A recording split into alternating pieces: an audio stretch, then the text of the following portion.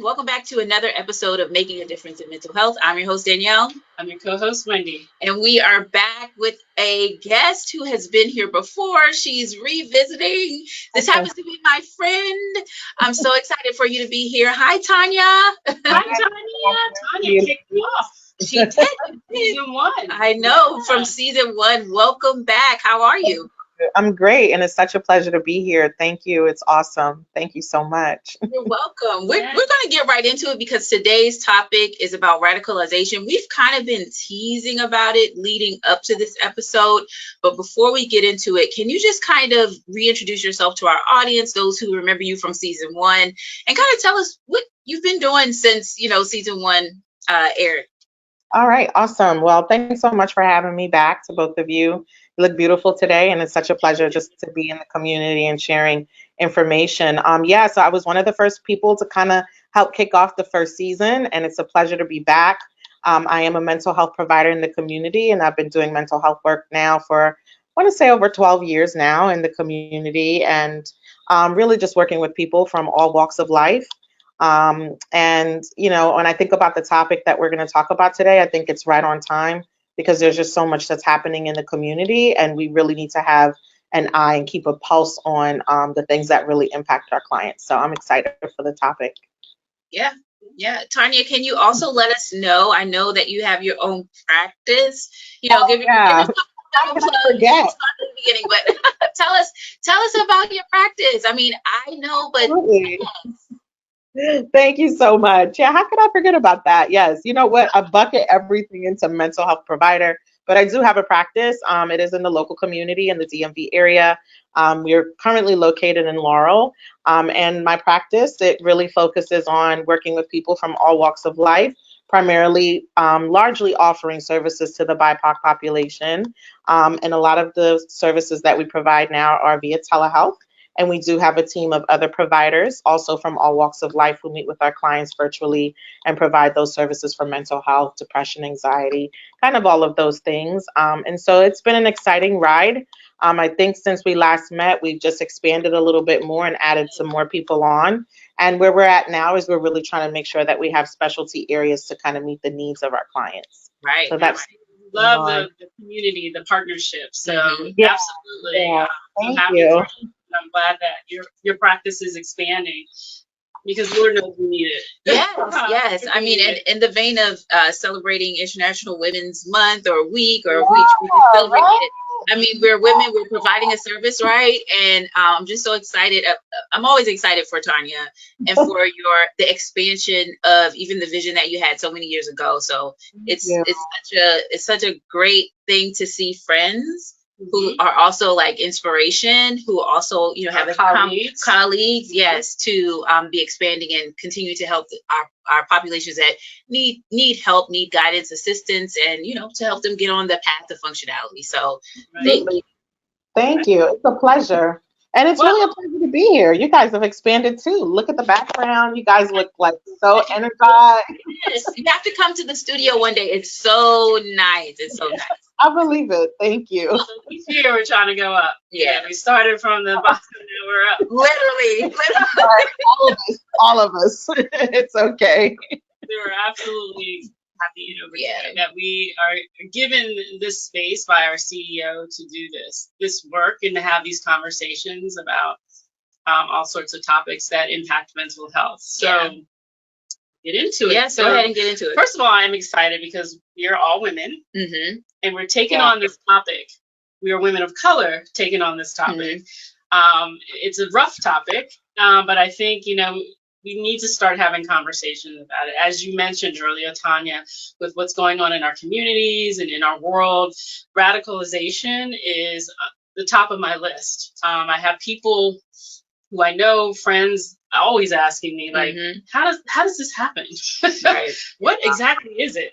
And it's been around for, many, many years. The people that make different movies about it. I don't know. You and I were talking about that Hulu documentary about a prestigious upstate New York college where kind of like a cult radicalism type thing happened with a professor and female students, and it just morphed into something kind of violent and dangerous. And fast forward, here we are with a docuseries on it. There have been many, many more. Yeah, I know I spent a good chunk of time over the break, kind of just catching up, of course, with the Netflix shows. But there is this interest, especially, and I know I don't want to get too ahead of myself, but just a number of things that have happened, I mean, of course, we're still talking about January 6th to this day, and the radicalization that happened over a course of time. We have religious radicalization. So, this, again, very appropriate conversation, but, let us know even some of the research that you have. Tanya, you can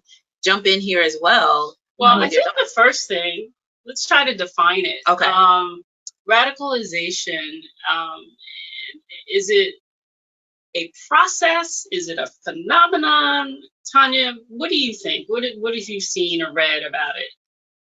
You know what?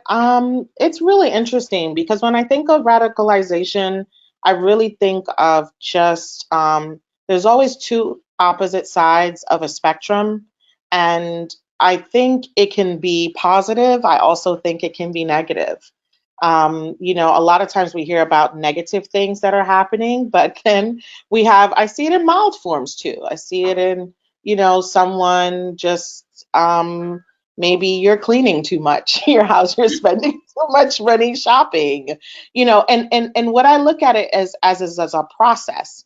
It starts off with one's beliefs, and beliefs are so powerful because based off of what you believe, you will live your life in that way. And also we know that when we're born, we are taught everything that we know. We have ability, but I see it as a process, and and I believe it's a slow process. I think it's little by little by little that the ideologies that you have can develop into something that can be positive or can be negative. So I see it as both. I just, that process, I think, is something to really pay attention to. And I think that's why we're spending so much time with mental health, really saying, let's pay attention to people even while they're young, because we see that thoughts grow and develop into things. So by the time you're 30 something, this ideology has had time to grow when you really would have needed maybe someone to intervene and talk with you in your early teenage years or early adolescence or something like that. Right. It almost feels like it gets stifled. You get these thoughts, beliefs, you stick to it, it's reinforced over time, but the stifling comes from the lack of being able to expand. And expand your knowledge, get out of your comfort zone, talk to different people, read different things. It's just that one path that I think a person really gets stuck on. And I agree with you. I think it's a process. What do you think, Danielle? Well, I agree with everything that is said. In addition to that, like, think about isolation too, right? Whether it's isolation of a community, like we were talking about the college girls, or sometimes with the religious group. And I mean, even with religious groups, and Tanya, you and I are familiar with like being radical for God or radical for an initiative, and those things are great, right? But it comes a time where is the tenacity, right, or the zeal, does that then, as we're talking about mental health, does it impact you in an adverse way? And I think sometimes too with the isolation. So like Tanya, you mentioned like the 30-something, maybe they've sat, I mean, this is stereotypical, but sitting in front of a computer all day, or you're alone. And we also have to look at possible or potential diagnoses that they've acquired before, where you have certain personality disorders where you're fine being by yourself, but that's the time where that indoctrination can happen, right? And these ideologies can expand to the point where if you're, like you said, stifled, or if you're in a smaller community and nothing else can infiltrate that, then we either have, something that can be good because there's tenacity there and there's drive, but then when that tenacity and drive shifts to harm, that's where radicalization can bloom, right? And yes, over time, I mean, look at what's happened with Roe v. Wade, last year. I mean, everybody's, on different spectrums. You're either, pro-choice, pro-life, but it's gotten so radical to me, and now it's impacting women's care Mm-hmm. and rights Yeah. and living. So it's, these are what the things that can happen because what do they say in politics? 50 years of, getting at this, chipping away to get rid of this law. And here we are. No one ever, imagined that we would, as women, be scared and worry about how we're having children, how, are you following me on an app, period app, like, all these things that, we never ever thought we would. So that's kind of, an example. So I just want to point out, I was doing some research. Research. We love research. We love it too. We love research too. And so I came across this manual, and it's put out by the Radical Awareness Network. And this is a network out of Europe. And this manual is like a guide for practitioners. So it's a guide to help people in that field that really study extremists, terrorism, radicalization, all of that. And the thing that I got out of this, reading it, and we can talk a little bit about some of the mental health disorders that are considered vulnerabilities, as we mentioned a little bit, Danielle. But I think the thing that I got most out of it is a couple things, really.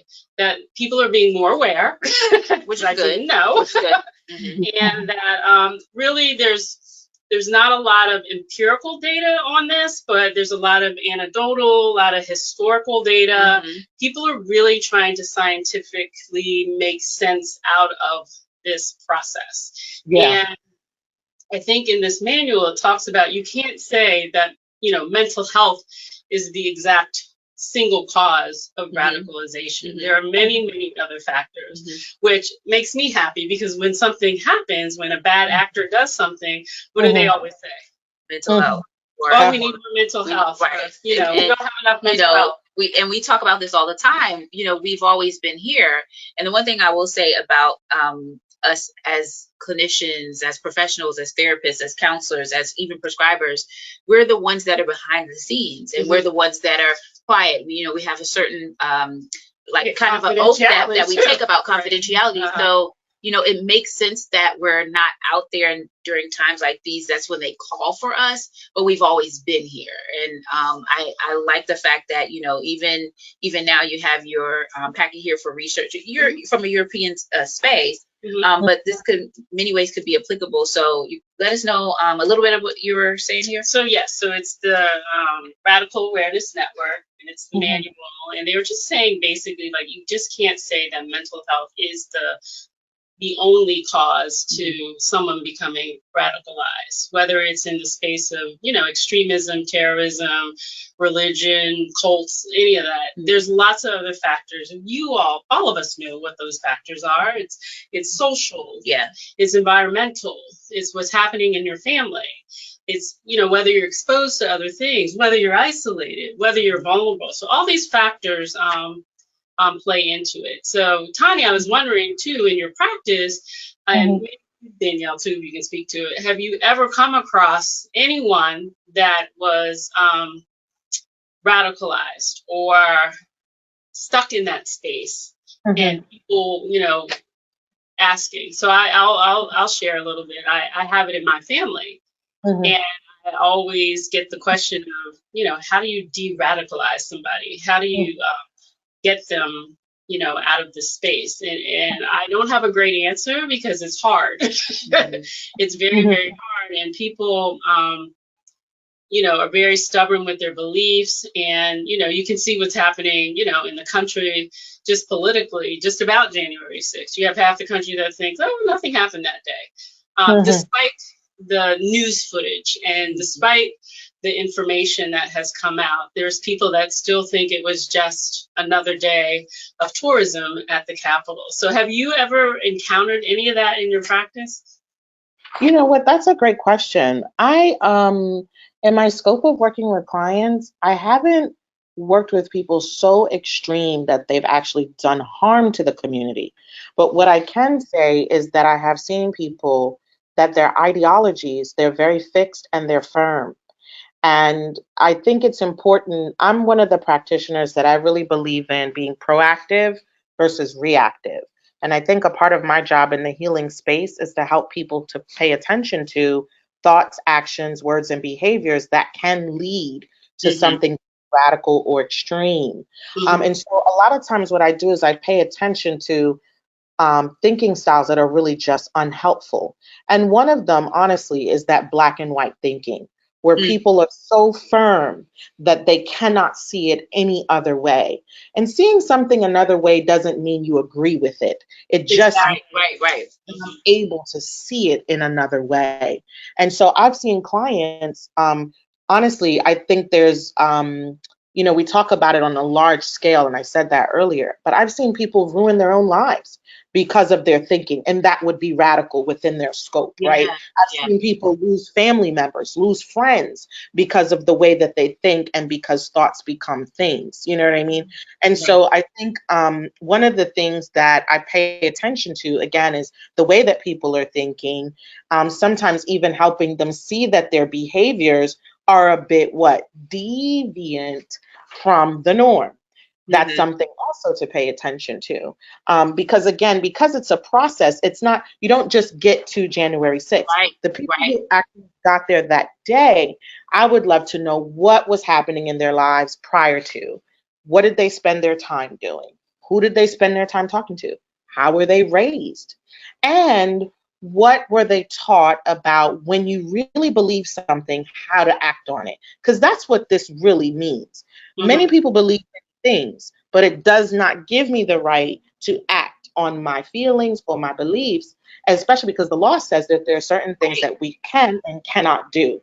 So if you're going to bypass the norms of society on any given level, the norms of your job, the norms of a friendship when boundaries have been placed, I would classify you as radical. You don't have to blow up anything and you don't have to have been at the Capitol.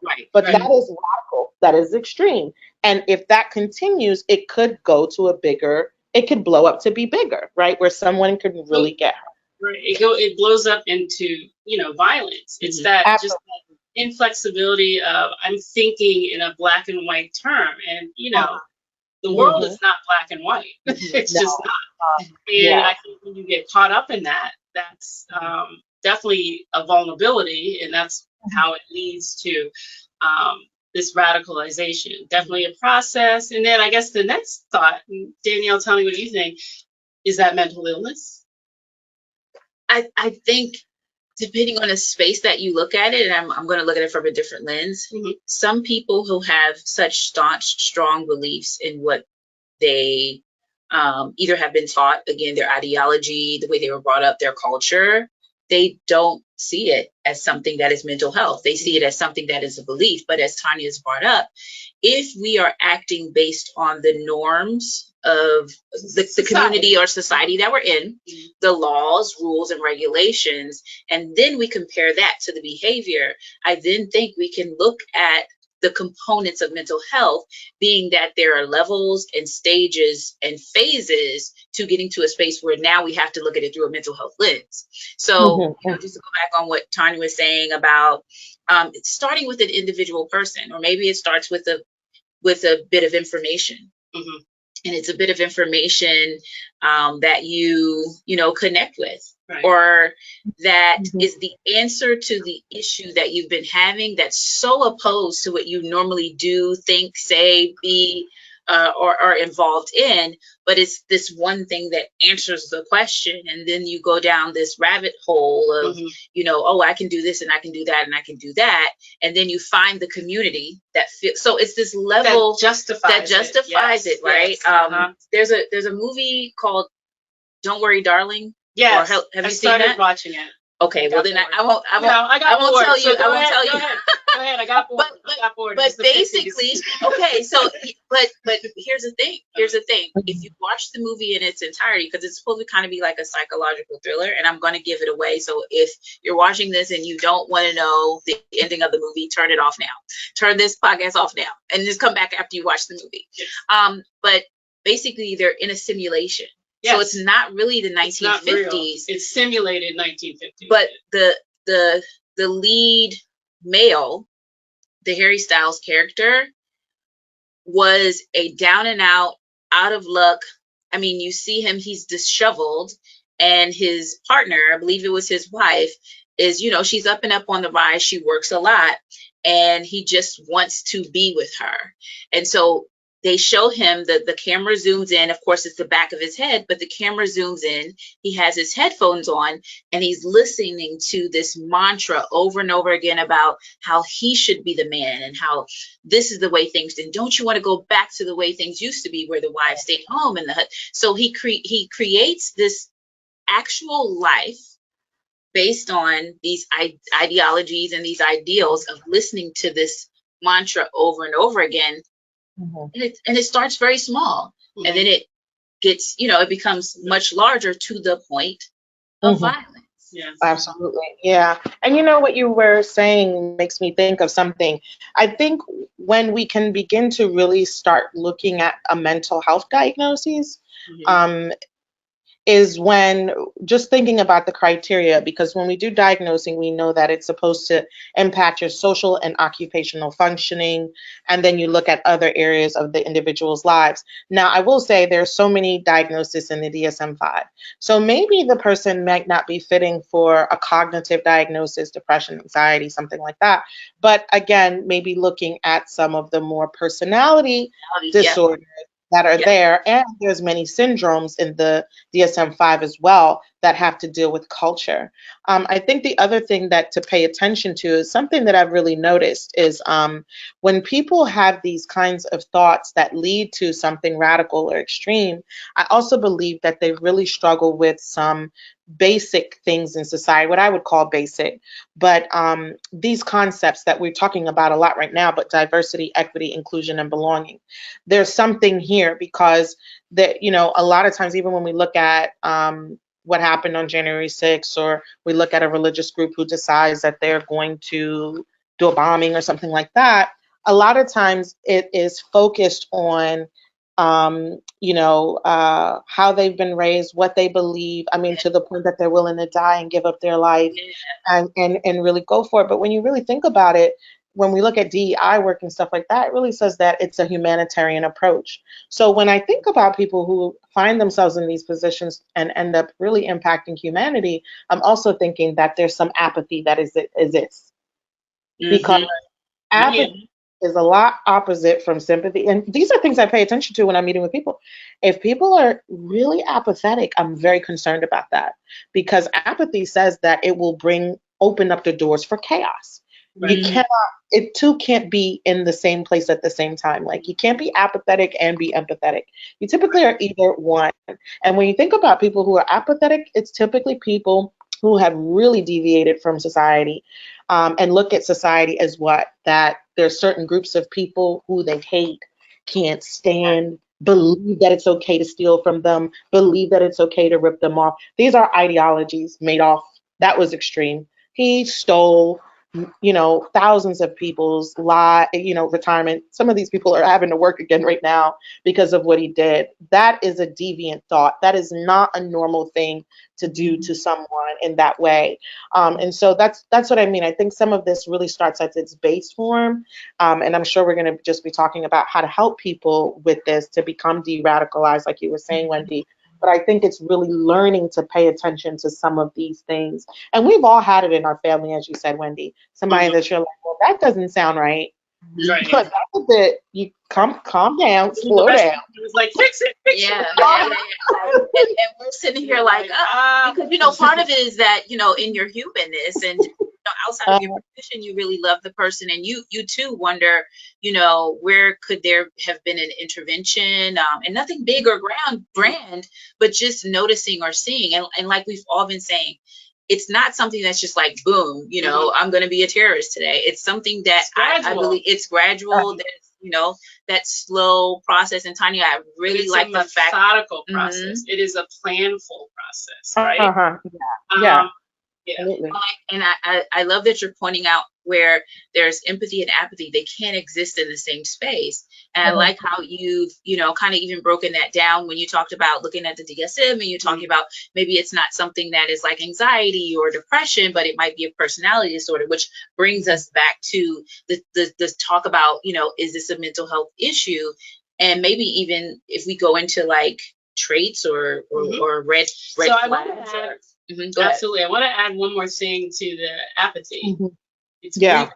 Well, I'm grieved, I'm apathetic, and I'm going to act.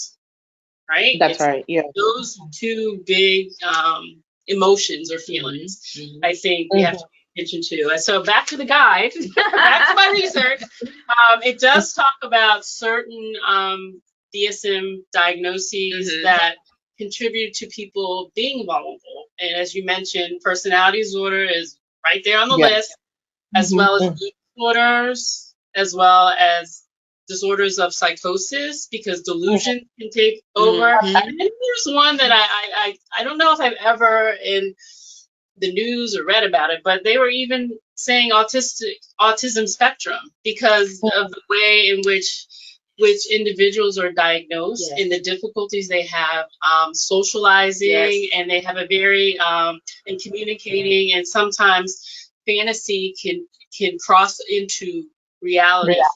So, but I don't think I've ever had, well, I don't know. I don't know if I've ever read anybody on the spectrum, maybe, who's engaged in those kinds of acts. I think maybe to add to the spectrum is that because persons that are on the spectrum, there is a way of being systematic, right? And when that system is interrupted, there is a challenge to kind of regulate the mood and to be able to adapt to something new. I mean, we're always changing, and those who are on the spectrum, we know, because we service certain populations that are either diagnosed autistic, or they have features, or they're on that spectrum. But what we do know is that they like things that are in order. There's a system to it. It doesn't really involve too many emotions. It's just, I have to get this done. But when it's not done, we see the extreme of the emotion of either anxiety or anger, frustration. And so that's you are exactly right. Yeah. Danielle. Yeah, I could definitely see that. And you know what I think about, oh, I'm sorry, Wendy, go ahead. I was just saying, it's definitely mentioned here in the research that out of that diagnosis, the communication issue, the fantasizing kind of thinking, and then also that the routine, the order is disrupted, that can be an problem. Go ahead, Tanya. Yeah. And I think, you know what, when I think about that too, I think for all of some of these diagnoses, and we know that typically onset for autism pretty much starts early in the early, in that 0 to 5 stages in those formative years.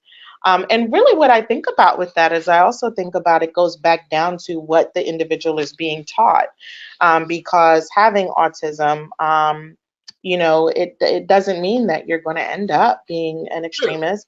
However, if you are living in a home where there's extremist ideologies, then you very well could, because a big portion of this is what you're taught.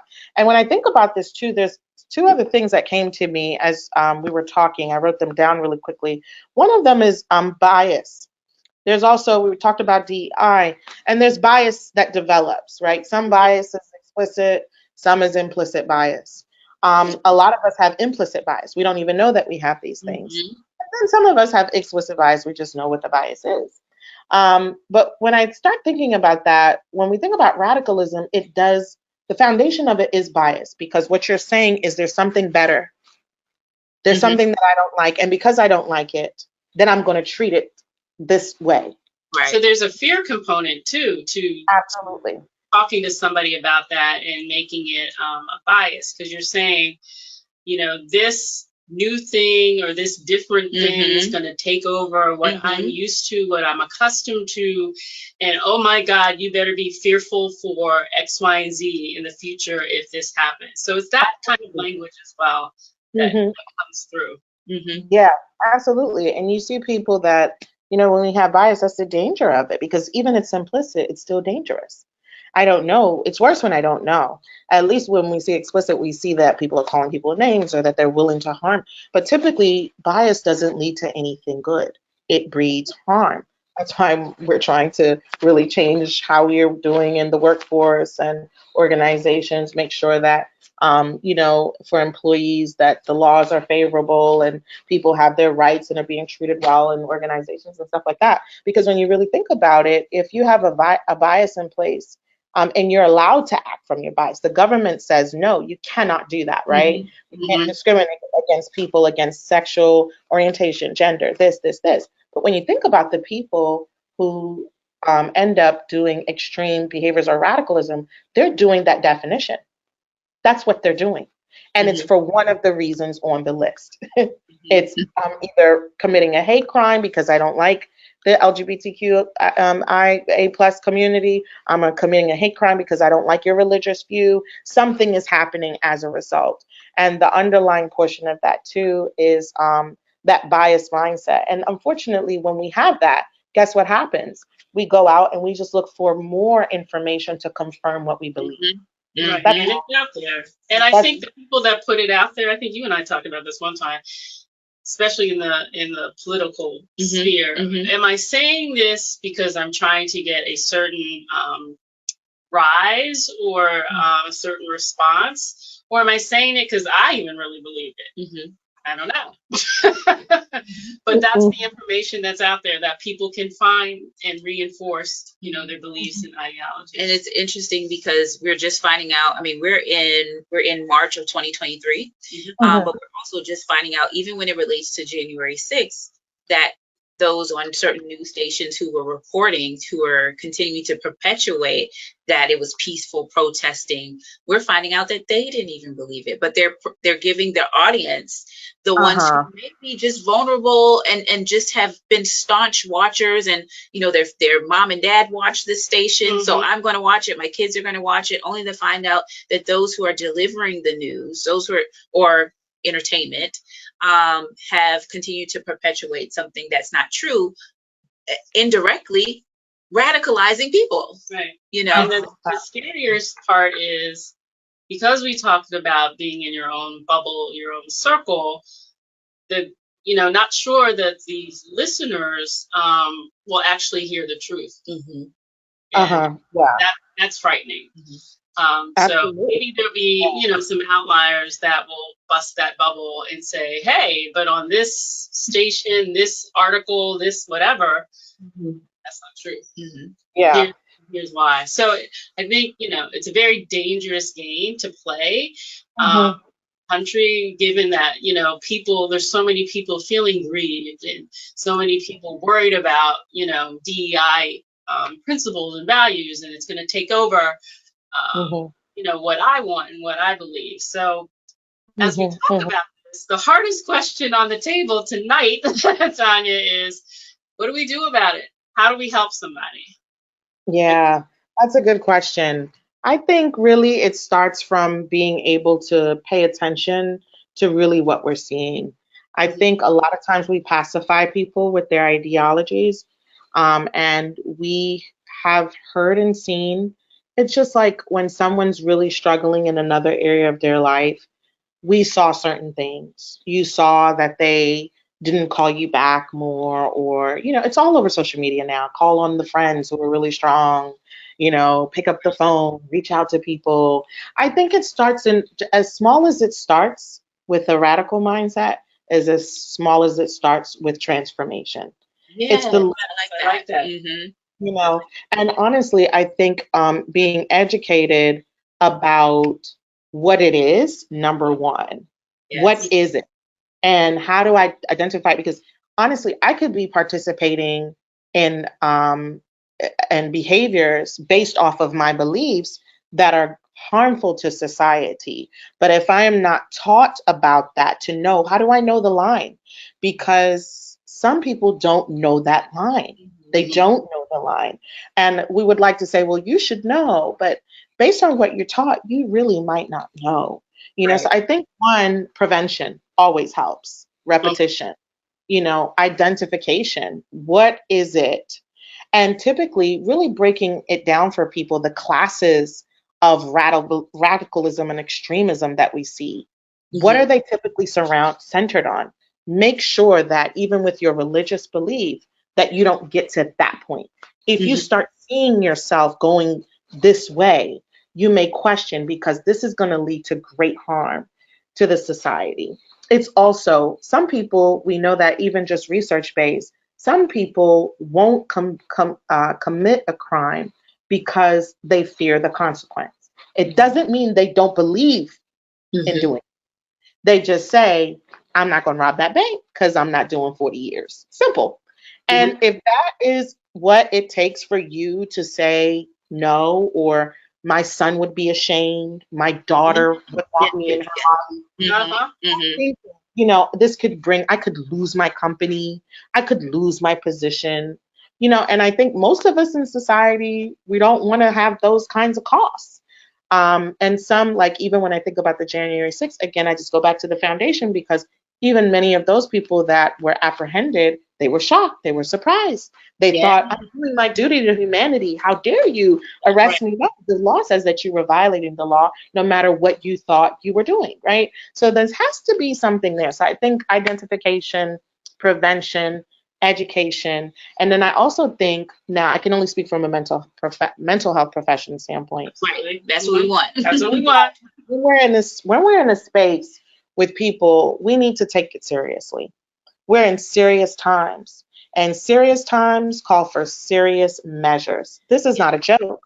When clients come, and we can become comfortable with meeting with people, we can't become so comfortable that we miss over a thought, an ideology, an action, a behavior, a word that a client says. The same way that we screen for suicidal and homicidal ideation is the same way we need to be screening for radicalization, because duty to warn says, if you have knowledge that somebody is going to hurt somebody else, you're supposed to do something about it. Exactly. So if my client keeps coming to the session and talking about the Jewish population, talking about Christians, talking about the Asian population in a very, very negative way, revealing certain things in session, I ought to take that seriously. I ought not to sit down and just say, he's crazy, you know, in my spare talk with other people when I'm not at work, you know, because I could be very well seeing something, and somebody's going to come back and hold us accountable. Unfortunately, that's how it works, right? I mean, we're talking about red flags. I mean, we sitting at this table are all trained to see it. And that's why we're mental health professionals. The average person misses the red flags. How many times after a mass shooting or a terrorist act, that, you know, oh, that was my neighbor. He seemed okay. I didn't know, because they didn't see the signs. But here's what I'm going to say. People show you who they are. They show you the signs. And I do want to just, you know, a caveat here is for our listeners. Yeah. Please don't think that we, as mental health professionals, think that with those diagnoses we suggested earlier, that means you're going to be a radical terrorist. No. It's a guidance. So why I like, back to my research, why I like this is because it's a manual, it's a guide. And I come from a space of child welfare and doing investigations. And so for 30 years, and, you know, nothing was ever black and white. You know, what I would do is gather information from here and gather information from there, and look at my knowledge and my resources, and then put a profile together, or put it together so it makes sense. I just never, ever assumed, oh, because you have this diagnosis, yes, you're going to do X, Y, and Z. So I just wanted to make that clear for our audience. And I also want to, you know, say that it's also annoying as a mental health professional to have people who have mental health issues kind of dragged through the media. You know what I'm saying? You know, because we are working so hard on our end to tell people it's okay to get help. It's okay to, you know, get a therapist, And then we have forces that are coming in, you know, really demonizing mental health and saying, you know, we just don't have enough, or where they are. We're here. And most people that we treat aren't in this category. But I want to talk about this category because we're seeing more of it. And it doesn't necessarily mean it's people who have these diagnoses. It's a combination of everything we've talked about for the last 20 minutes: environmental, religious, ideology, how you're raised in your house. How are you isolated? You get to, you know, look at just one show every day. Like, it's all those factors combined. So I just really wanted to clarify that as well. And those factors we have to consider, the extreme, right? So just as much as you can be really, really out there, if you're, in my mind, I just always think of the isolation. That's also a very lonely, dangerous space as well, when it's just maybe you in a laptop, you in a book, you in a pamphlet, or you gaming in your room, gaming, or just this conversation. And the one last thing, I know we've kind of used January 6th as the example because it's current, it's present. This is, in this present time in 2023, even though it happened 2 years ago at this point, we're still talking about it. Is that, remember, for January 6th to have happened, we had 4 years or almost 5 years building up to it. So Tanya, it's just like you said, that it does happen over time. For, like you said, you brought up a really good point where the people are getting arrested and they're like, well, why? We didn't know, because there's this perpetuation over time. It's like, what do they say? Like spoon feeding or putting the pill in the food or something like that. So over time, this is happening. It's what we do with exposure therapy. I'm going to expose this to you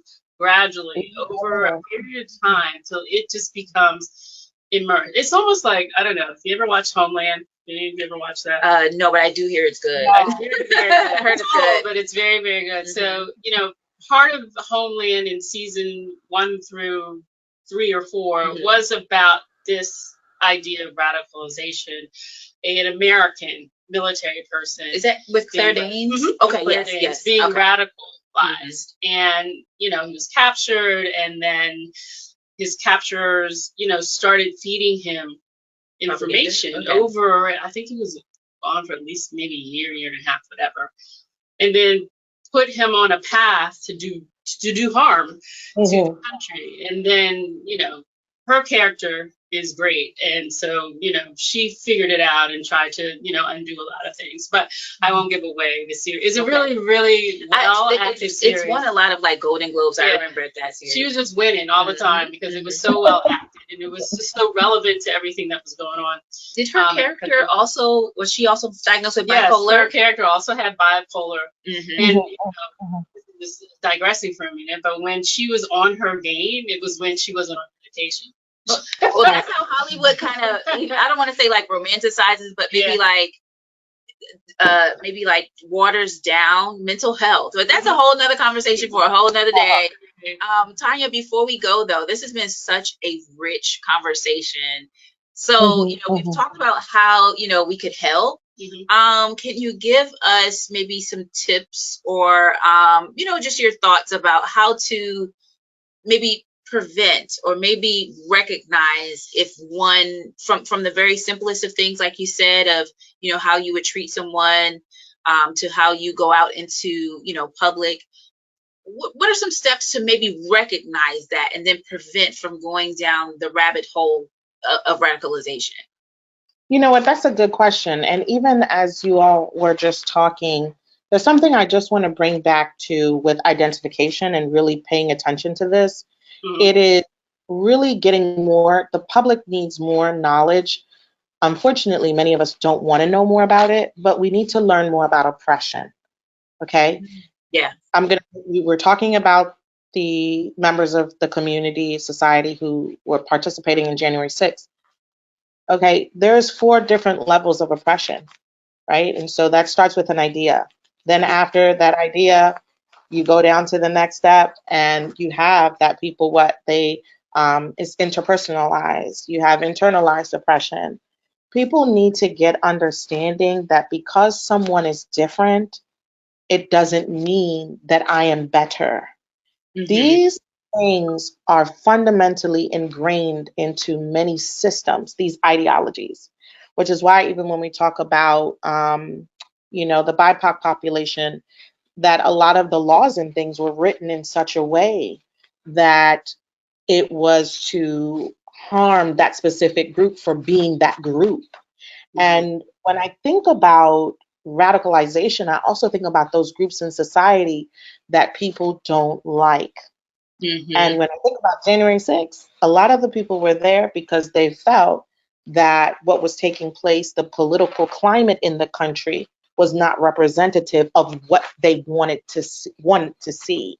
And so we need to get more information on DEI. I know that is the work that you all are doing also. We need more information about it. We need to be forced. Social work is saying, you got to learn about acting against oppression, expose your privilege, expose your bias. because this is where it begins. And you can be a part of a system also. I'm going to take it to another level, macro. You can be making laws that are perpetuating these ideas. Right. You're making, know that. why did they think that it was okay? Right? Why did they think that it was okay? Like you said, it was because they saw what had been happening all along. And they said, we have an in. If we go there that day, it's going to be all good. Mhm. We're going to get a gold medal for our service. And unfortunately, we got jail time. You Right. heard the word. We're patriots. People will That's pray. right. And then look what We happened. are patriotic. Exactly. And so unfortunately, the opposite happened, but they had that expectation. And I think for Because of some, what they seen. it made an Mhm. impact where we talked about de-radicalizing. So some, I think, have kind of seen the light, like, wait a minute, what was I doing? Because I've heard Yeah. it. And then others, still holding the torch. Yeah. But again, you can see too, when you think about So, it, yeah. it's so brash because again, when you think about radicalization, you also want to ask people, back to your question, Danielle. Now, this is where we start looking at cults and things. How big is the group? Mhm. Mhm. The group is typically small. It's a fraction, if not even 1% of the population that is believing these things. Mhm. That is an indicator that something is wrong. And I'm not saying that we shouldn't be individual. Everyone has individuality and uniqueness. Don't believe what everybody believes, right? It's up to you what you want to believe. But pay attention to that small, because how can what you're believing be so much better than the 98 or 97%? Right. And the 97% believe what they believe, but they're not harming the community. Mhm. So we got to think about that. And I think just helping people see that, and being willing to be brave, having conversations like this, Mhm. and pushing it even on a different front, because if it's not mental health, we always want a name to call something. Is it mental Right. health? Is it this? Is it that? If it's not mental health and it's not the way you were raised and it's not all these other factors, we could be looking at other portions that we're getting into spirituality conversations about evil and good, because it could go there too, right? Mhm. It's Mhm. radical, and we need to know what to call it, because the law says that it's wrong. It recognizes it as radical behavior. So I think it's really going to open up the door as we keep going to just have these conversations. I think the first step is really just even talking about it. With so many other ills in society, if you're not having the conversation, nothing is going to happen. Yeah. Nothing is going to happen. And then to providing a shared space for people, that's the thing, right? To Mhm. come and express those radical views. Because we can tell people that we want to hear from them, but how many of us as providers would be willing to hear? Mhm. Because it goes against what we believe too. It's like, how could you do that? We have niches, we have populations that some people say, I prefer not to work with that population. Well, if everyone's not working with them, how are they going to get the treatment? Right. They're And you know not. what, Tanya, that's a good point. Kind of to go back to the very beginning with Mhm. Wendy, when we were talking about the Roe v. Wade conversation. Mhm. And I remember we did a few episodes, and I said, this is something that I don't want to talk about. This is something that I Yeah. don't really feel comfortable talking about. I think certain information should be between me and my doctor or my religion. And I was able to talk about it a little bit, but there's a space provided for, if there's clinicians who don't want to work specifically with a population, but populations do have a right within the realm of the law, but have a right. And, that is, like you said, being brave, that is a very brave thing to say, that even with this population, they do need a space. And it's the truth. It's just as the one who's going to provide, or us who would provide, direction and the de-radicalization. Like, you just have to really be prepared for that, and just come to the realization that space is also needed. So, the space allows conversation, which Mhm. allows for information sharing. Right. If you're brave. Me, I was complete opposite. I was like, oh yes, we're gonna Wendy talk loves about this kind of stuff. Listen, Tanya, there's so many things that, like, what about this? What about that? And I'm like, okay, girl, some stuff I'm okay with, and then other stuff I'm taking Wendy's lead, and you are perfect for this episode because I really honestly feel like you and Wendy are very similar. This has helped me to join in with the conversation. I have to say that I am a firm believer in I'm going to be brave because I've had to be brave in my past job. I couldn't do that job if I wasn't brave. And bravery leads to, I'm always looking for the moment that I can maybe either educate somebody or somebody can educate me. And the only way that's going to happen is, having a conversation. And these conversations are hard conversations, but I feel like there's so much going on that we have to have these conversations. We did a whole month talking about Roe v. Wade from different angles. And, I just kept pressing upon the fact that people were only thinking of one part of it. Right. And they didn't see the whole gamut of it. And I lived the whole gamut of it, just, from what I did before. And so I could see, and I just felt like maybe I'll touch someone and they can see. And, if you do polling or if you listen to polling or watch polling or read polling, most of the country wants it because we looking at it not as Roe v. Wade, but like women's reproductive rights, period. Like women's health, it is under that umbrella. So, to go back to, what we're talking about today, I totally agree with you, Tanya, that we need to start having more and more conversations about this topic because, I'm tired of seeing it. I'm tired of seeing just how human beings treat each other because they don't, agree on things. And the whole bias conversation is super important as well. Because that's a different lens that I don't think people really look at. I think it's coming and people are exploiting that whole thing using fear factor and all. But definitely loved having you here. You have to come back, girl. You just have to come back. I'm more than happy to. Yeah, it's something. But listen, I think I have grown. But you know what it is too, and Tanya knows this, and I've expressed this to Wendy that it does happen that the way that you were raised, and Tanya and I are very close, so she knows. I mean, that there are just certain things you talk about and certain things you don't. You don't, and, that could even be radical in the space where, and I do believe this, sometimes when you say what happens in this house stays in this house, that is harmful, right? And I'm not saying that I'm attributing to my upbringing, but there are just certain beliefs, whether they're religious or personal, where there are certain things that you don't talk about. Like our culture. Let's just be real. Our culture says that. Like, you don't talk about what's going on to strangers. And you definitely don't talk about it to somebody else who isn't of your culture. So I like to break barriers, people. So well, and it's timely. Like we really have to have the conversations. And I think about those who are coming up in social work and are going to push.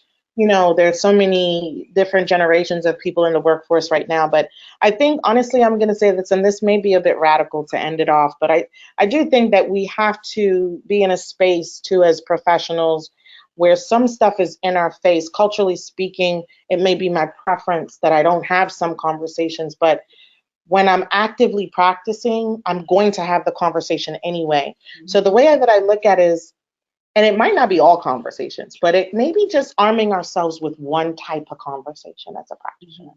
Like maybe you just say, there's like 10 things out there that are just really uncomfortable. Let me really pick up my knowledge in one of these areas so that how can I even begin to identify if I'm not a part of that conversation, if I don't know? Like Wendy, you came with the research today, and I think we have to challenge one another. Every 2 years we do our CEUs, and that's a great time to really say, what else can I learn? And pick, because we do get to pick, but we need to pick something because society and what society needs, our clients, they need us to be able to help them identify. We are literally saving someone's life. We could be saving a whole community by that one client that we work with and help them to walk back. And we could have identified narcissism. We could have identified apathy. and say, hey, I'm really concerned about this, and this is not the right way to go forth, and you can harm yourself and harm other people. And so we won't be able to do that if we don't really know what we're looking at. So kudos to you guys for amping me up and bringing up this conversation today and opening up the door to have these conversations in a safe space. I appreciate you. Thank you so much. Yes. Tanya, I hope that you will come back. We will find another episode for you to come back. But this is so rich, and this is so good for our podcast. And this is, like I said, we were leading up to this conversation, and we had the right person. So Tanya, we thank you so much again for joining us with this extensive conversation. Again, we would love to have you back. Wendy, any last words before? I love you, Tanya, and you are Wendy, I love you too. For this conversation. It's a hard conversation, and I like clinicians who, push it and do their homework and educate themselves and are willing. That's how I was trained. I work with everybody, so I can't in my own little box and only pick and choose.